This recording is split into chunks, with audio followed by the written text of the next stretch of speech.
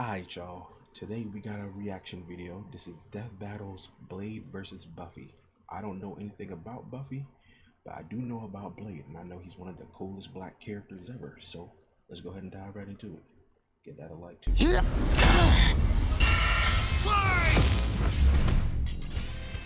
Blade versus Buffy. The Daywalker versus the Vampire Slayer. He's Wiz and I'm Boomstick. And it's our job to analyze their weapons, armor, and skills to find out who would win a death battle. Alright. They are known by many names: Revenant, Vortala, Nosferatu. Vampires. When the moon is out and the night is young, these undead demons are out for blood. Fitting then that the greatest foe of those who stalk the night is the one who can walk the day, Blade.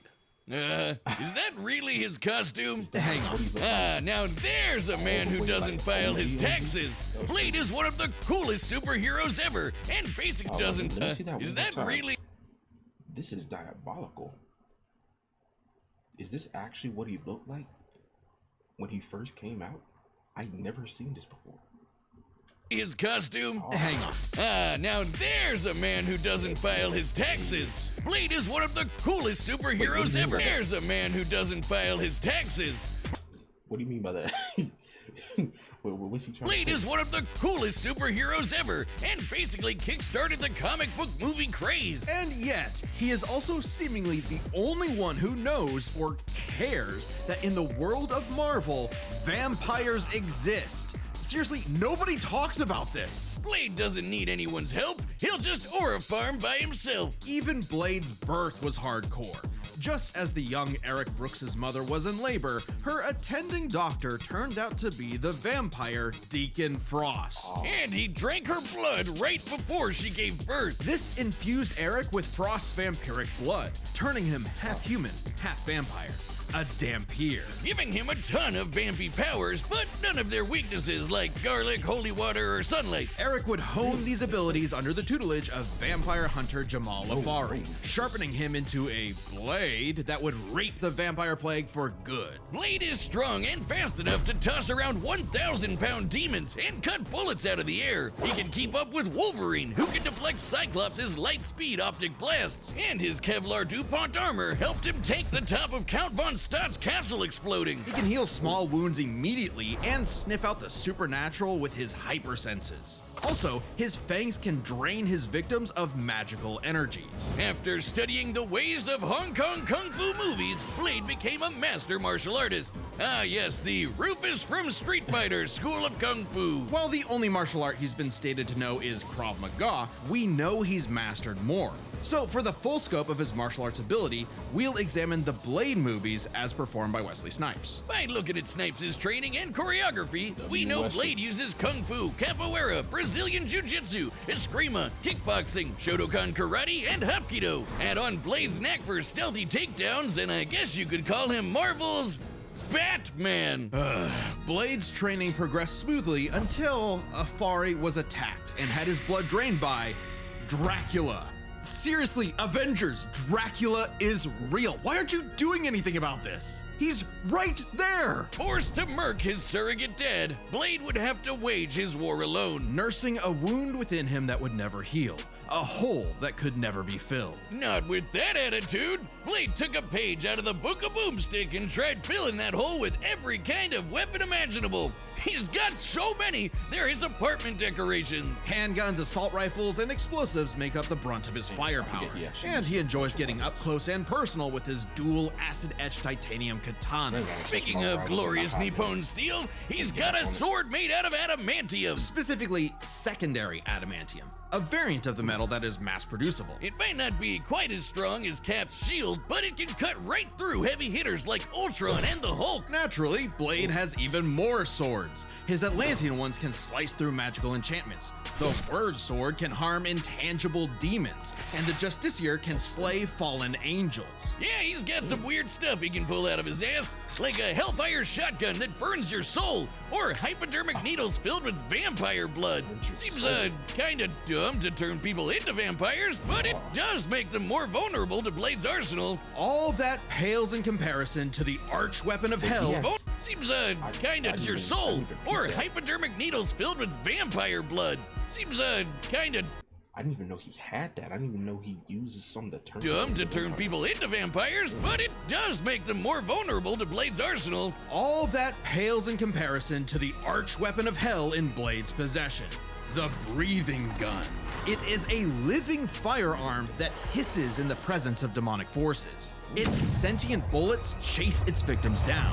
The wounds they cause cannot be healed. And if they get lodged in your body, they'll slowly devour you from the inside out. They can even hurt Hell Lords and even greater threats like the Cosmic Ghost Rider. Blade took everything he had and fought his one-man war for almost 100 years. He's battled hordes of vampires while skydiving, infiltrated the Pentagon, and even took on Spider-Men like Miles Morales, who could absorb the energy of a bomb that could destroy Harlem. Blade's even bested the Spirit of Vengeance, Zarathos. And while he occasionally allied with teams like the Avengers, he prefers to work alone. I probably would too if they only cared about me when I was helping them and not ridding the world of, vampires. That, and Blade is scared of what he might do if he loses control. Oh, hold on. Cared about me Quick when I... side note, this was the best Spider-Man animated series. I ain't gonna lie to you. Ultimate Spider-Man slapped every time I watched it. That's the reason why that's my favorite Iron Fist right there. was helping Dang, I'm surprised they ain't did a Nova movie yet, or some that pertains to Nova. That's real shocking. They should do something. them and not ridding the world of, vampires. That, and Blade is scared of what he might do if he loses control, because he does have one classic vampire weakness: a thirst for blood. Blah. Even more so after he had a daughter, Brielle, whom he avoided for fear of endangering her. If his bloodlust does overwhelm him, he will enter a for fear of Does she have powers endangering like her. If his bloodlust does overwhelm him, he will enter a berserker rage, skyrocketing his strength at the cost of his sanity. Though it does make him even better at killing vamps. He's made a cottage industry out of whooping Dracula's ass. Dracula is unsurprisingly powerful, capable of summoning a thunderstorm that covered all of Boston with a wave of his hand. Drac apparently didn't hold a grudge though, since he eventually made Blade the sheriff of Vampirsk, a vampire nation in the ruins of Chernobyl. Amazingly, Dracula has even given Blade some of his own blood, which allows him to shapeshift into multiple forms, like a wolf, a horde of bats, or a cloud of mist. Wait, so Blade's a vampire hunter and he didn't kill Dracula? Maybe he just wait, does he just hunt vampires that are like out causing havoc? Because I feel like Dracula would probably be his main target. It's somebody to actually kill, right? Am I getting this wrong? So he can force his way inside your body and blow you up from the inside out, Ant-Man style. What's with you with the Ant-Man? Blade's hatred of vampires is only matched by his hatred of himself. However, when Brielle showed signs of vampiric powers, Blade finally found a reason to reconnect with his daughter, training her the same way Afari trained him a century prior. Even after Blade was possessed by the first vampire ever and tried to take over the planet, Brielle put her dad's teachings to the test, saving both him and the world. And proving that Blade's lonely war need not be so lonely anymore. With his daughter at his side, and also this plant creature pet called Boy Thing, let Marvel's vampires beware. For should they indulge their unnatural urges, they will be sure to meet their end at the tip of his blade. Decent. Today's battle is sponsored by Prize Picks. You know what's W awesome? sponsor, W All you bag, gotta do W money the same. getter, you know what I'm saying? Right. In every generation, there is a chosen one. She alone will stand against the vampires, the demons, and the forces of darkness. She is the Slayer. For thousands of years, a new Slayer would be granted incredible powers and was destined to die young in battle against evil, passing their powers on to the next Slayer, and the next, and so on. That is, until the newest Slayer would change everything. Buffy Ann Summers. Not exactly the first girl you'd think is the savior of humanity. Buffy's only goals in life were, in her own words, graduate from high school, go to Europe, marry Christian Slater, and die. But that would all change when the Watcher Merrick appeared and revealed her destiny. Like, total bummer. Merrick trained Buffy in the arts of vampire slang, and she became so efficient that she burned down her school. Whoops. Forcing her and her mom to move to Sunnydale, California to start a new life, far away from any more bloodsuckers and bad makeup. Unfortunately, small problem, Sunnydale just so happened to be right on top of a hellmouth, where the boundary between Earth and Hell is permeable. Yeah, that sounds like the valley, all right. Along with new Watcher Giles, Wallflower Willow, part-time bad boy, part-time sad boy Angel, magical retcon sister Dawn, and Xander. Buffy and her Scooby gang would battle a never-ending series of monsters. And we mean truly never-ending. Sure, there's the TV show, but Buffy has also been slaying vampires across video games, comics, and 128 novels. Tens of thousands of pages of Buffy lore you've never heard of. But we're just crazy enough to speed read them all. Buffy carries a variety of anti-vampire weaponry. There's wooden stakes, of course, sometimes dipped in gorgon venom that can turn you to stone. Though she's also experienced with axes, swords, quarterstaffs, holy water, just about anything. You said it! When she fought an ancient demon unable to be killed by any weapon forged in his time, Buffy introduced his stupid ass to the 20th century. She's also a master of Aikido, Judo, Jiu-Jitsu, boxing, kickboxing, wrestling, karate, kung fu, wushu, tai chi, kendo, capoeira, and taekwondo. Buffy apparently thinks Hong Kong's kung fu movie masters could learn a thing or two. No kidding. Thanks to her Slayer senses, her reflexes are fine-tuned enough to dodge close-range Gatling gun fire, lightning bolts from the sky, and even beams of light. She's kept up with another Slayer, Faith, who can dodge laser beams from point-blank range. Buffy's strong enough to bend rebar, punch this 4.5-ton bat monster into the air, and, smash hard enough to tear apart a building. And despite her lack of armor, she can survive massive explosions, like the one that destroyed Cephrilion's lair that's bigger on the inside. She can even fight blindfolded, but if she is injured, she heals fast enough to be totally fine by the next episode. One time, Angel sucked out almost all of the blood from her body, and she survived. Doubly impressive since Angel's blood draining also drains magical energy. Yeah, Buffy's own magic makes her weirdly resilient to esoteric attacks, like when she expelled this misty shadow. So she isn't a vampire. She's just like a straight up, she's like an enhanced human. Interesting. Demon trying to possess her body, or when she resisted her soul being ripped apart and scattered across time. Or that time she jumped into a vat of boiling liquid so hot it could reduce people to skeletons, and she was just fine. She might not show physical scars, but she sure has emotional ones. Being the Slayer put a huge burden on Buffy's life. Unable to live normally, she felt isolated, forced to internalize the trauma she faced on a daily basis. Sure, she had friends, but they couldn't understand her unique struggle. Like when Angel turned evil after he took her virginity and tried to destroy the world. That must be one of those metaphors. Sometimes the worst enemies are the ones you can't fight and who don't fight back. Made even worse by her having all the memories of the other Slayers bouncing around in her head, dating back to the Stone Age. Buffy has dreamt of every battle a Slayer has ever fought, and can call upon those skills in a fight, even subconsciously. But this includes the memories of their deaths. Countless women violently dying young, a reminder of her inevitable fate. A fate that came to pass when she fought the Hell God Glory. After leaping into Glory's reality-ending interdimensional hole, A glory hole, if you will. Buffy sacrificed herself to save the universe, dying a hero's death.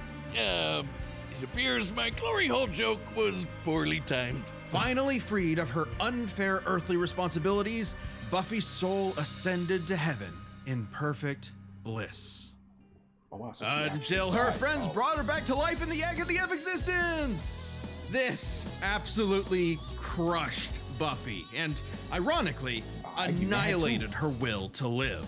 Oh, that's rough, Buffy. But with the show renewed for more seasons, she had to nut up and continue her endless crusade against all things Spirit Halloween. Buffy's battled for 48 hours straight, defeated vampires immune to traditional vampiric weaknesses, and destroyed the Sword of Sano, which caused the Great Hanshin earthquake. And of course, both Buffy and her friends have defeated countless immensely powerful demons. Like the Queller Demon, which arrived as a meteor and caused the Tunguska explosion, which destroyed over 2,000 square kilometers of forest. Or the Sorrow Demon, which caused a storm that blanketed Los Angeles. She's also a match for Angel, who survived a blast that could rupture a continental shelf, and took hits from Whistler, whose magic contained a bomb that could vaporize London. She even faced off against the First Evil, literally the embodiment of all evil that predates reality itself. Forced into battles against stronger and stronger baddies, Buffy clearly needed something to even the odds. The Slayer safe! It's actually a Bardiche. Yeah, whatever. I'm just gonna say it. This thing is bullshit. Containing the essence of Buffy's Slayer powers and created to defeat ancient demons,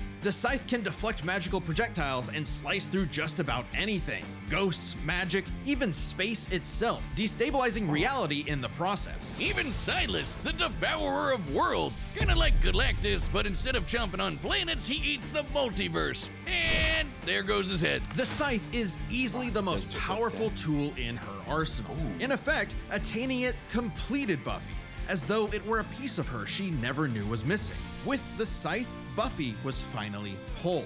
Being the Slayer was no longer a burden, but a purpose. And by sharing her Slayer powers with thousands of girls around the world, they all teamed up and kicked the First Evil's ass. Suddenly, the always isolated Buffy had thousands of shoulders to lean on, a sisterhood of Slayers. And thousands more reasons for any wannabe demon conqueror to stay away from Earth. Because unless you want to get your blood all over her stylish yet affordable boots, you'll steer clear of Buffy, the Vampire Slayer. Wow. Hey, as you know, it's Skeletober. You mean W October? self-promotion, Remember, W, we- more. W He's skeleton. merch.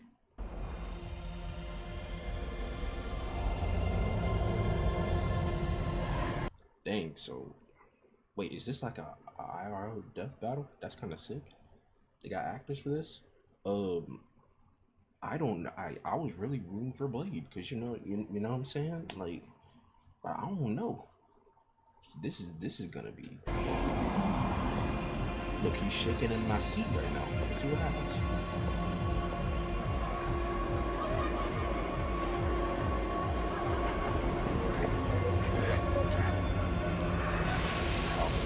Go.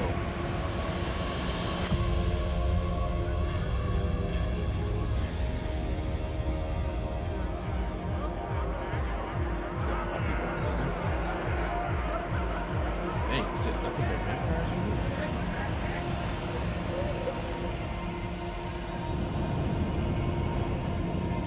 Yeah, it looks like it.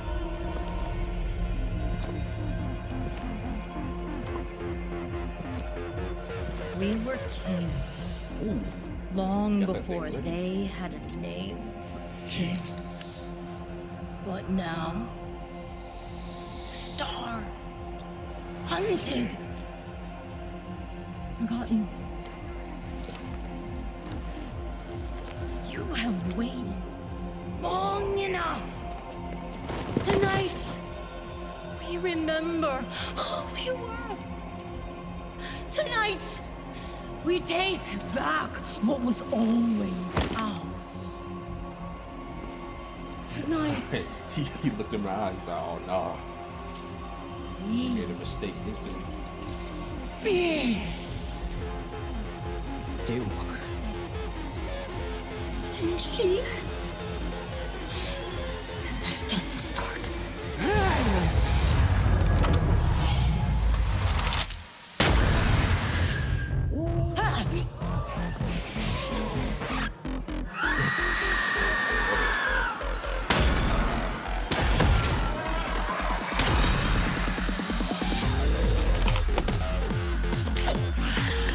All right, hold on.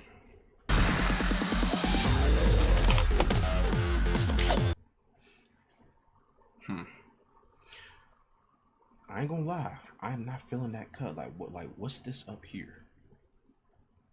They should have told him to take this down for this role right here. Like, it's fine until you get up here, and that's just a distraction. Like, what is that? What do you call this hairstyle? I'm not that well versed in all the black hairstyles for real.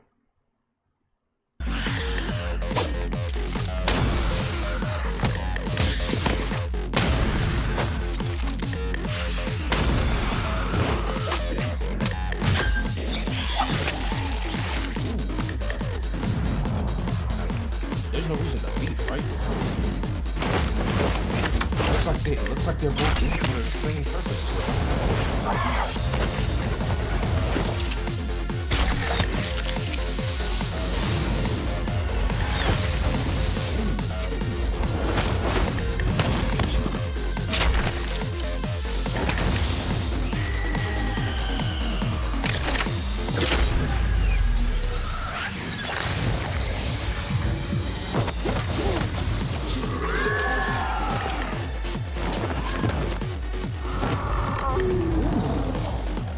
Suplex?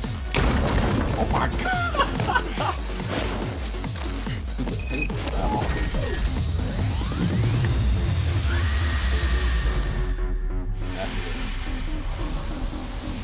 Bro just accepted his fate. He was still running the descent the whole time that fight was happening. He should have got out of there. Tripping.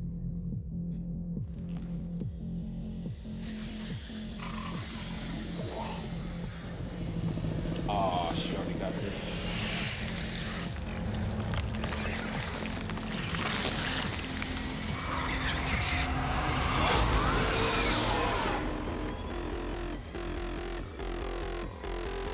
Wait!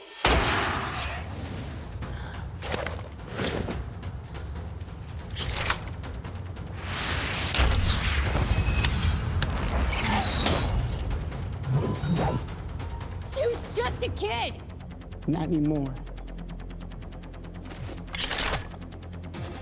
What's in it?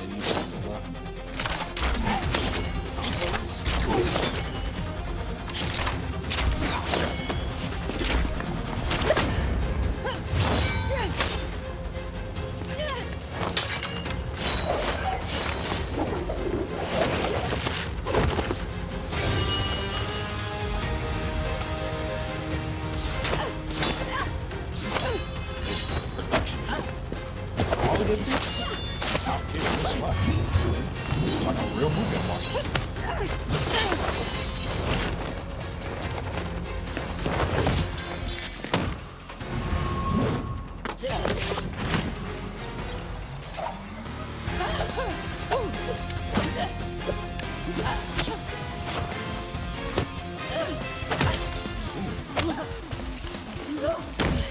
You out your damn mind?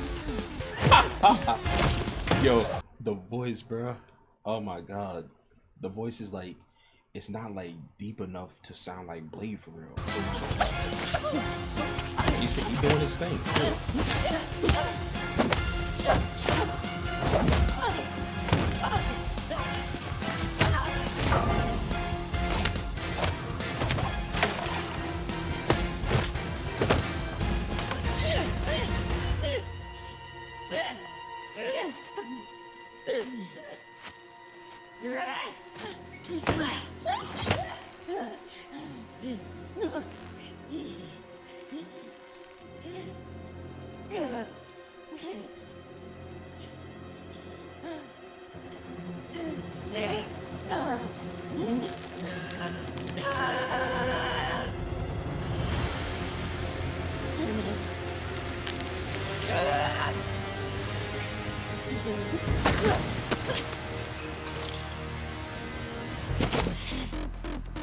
Amateur hour.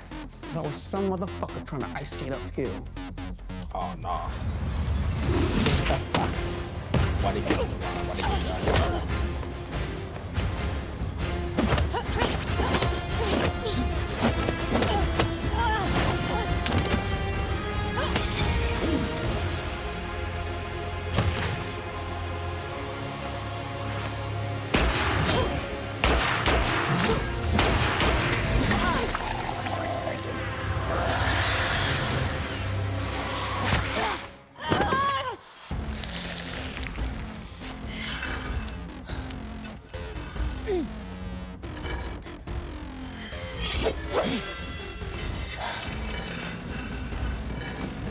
She's running on a timer now. And that bullet eat you from the inside. Another sword. I see you cut through adamantium. Bring it on. That's what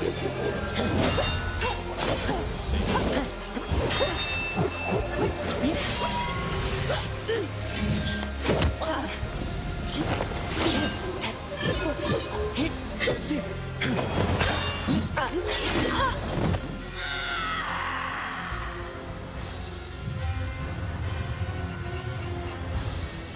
that shot was going here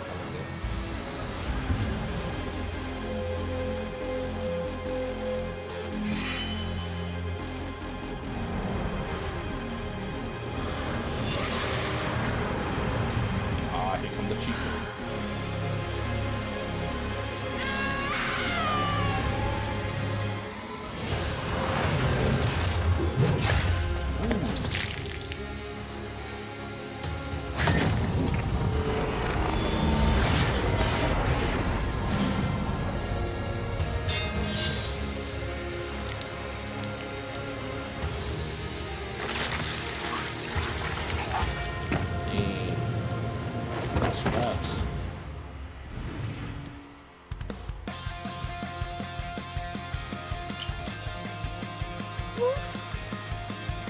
Looks like you got